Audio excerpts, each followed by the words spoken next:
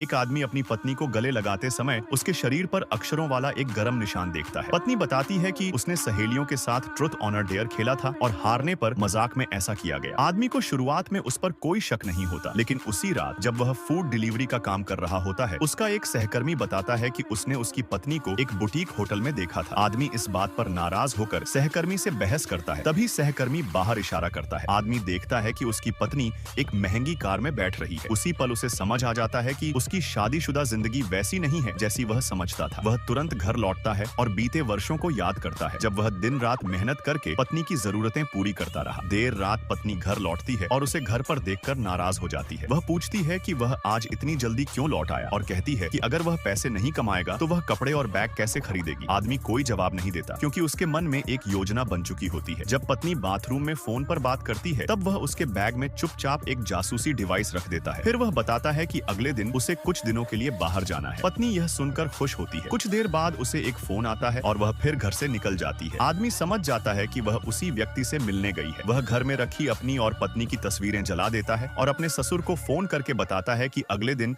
उनकी शादी की सालगिरह है और वह एक सरप्राइज देना चाहता है। ससुर यह सुनकर खुश होते हैं और पत्नी के साथ आने की बात कहते हैं। इसके बाद आदमी एक ग्रुप बनाता है और पत्नी के मायके के रिश्तेदारों को उसमें जोड़ देता है। वह सबको सालगिरह की जानकारी देता है और घर आने का न्योता देता है। अगली सुबह वह पत्नी को बताता है कि वह बाहर जा रहा है और कई दिनों तक नहीं लौटेगा। पत्नी लापरवाही से जवाब देती है। उसके जाते ही पत्नी उस आदमी को फोन कर घर बुला लेती है। उधर आदमी रिश्तेदारों के साथ तय जगह पर पहुंच जाता है और निगरानी से मिली रिकॉर्डिंग सेव करता रहता है। कुछ देर में सारे रिश्तेदार फूल लेकर पहुंच जाते हैं। सब लोग सरप्राइज को लेकर बातें करते हैं। घर पर पत्नी और उसका साथी निश्चिंत होकर समय बिता रहे होते हैं। सास सालगिरह के इंतजाम से नाराज रहती है, लेकिन आदमी कहता है कि घर पहुंचकर सब साफ हो जाएगा। घर जाते समय वह पत्नी को मैसेज भेजता है कि वह जरूरी फाइल लेने आ रहा है और दरवाजा खोल दे। यह मैसेज पढ़कर पत्नी घबरा जाती है, क्योंकि चाबी नहीं मिलती। कुछ ही देर में आदमी रिश्तेदारों के साथ घर पहुंच जाता है। दरवाजा खुलवाने की कोशिश होती है, अंदर से आवाजें आती हैं, धुआं दिखता है और हालात बिगड़ते चले जाते हैं। अंत में वह सब मिलकर दरवाजा तोड़ने की तैयारी करते हैं और कहानी इसी मोड़ पर रुक जाती है।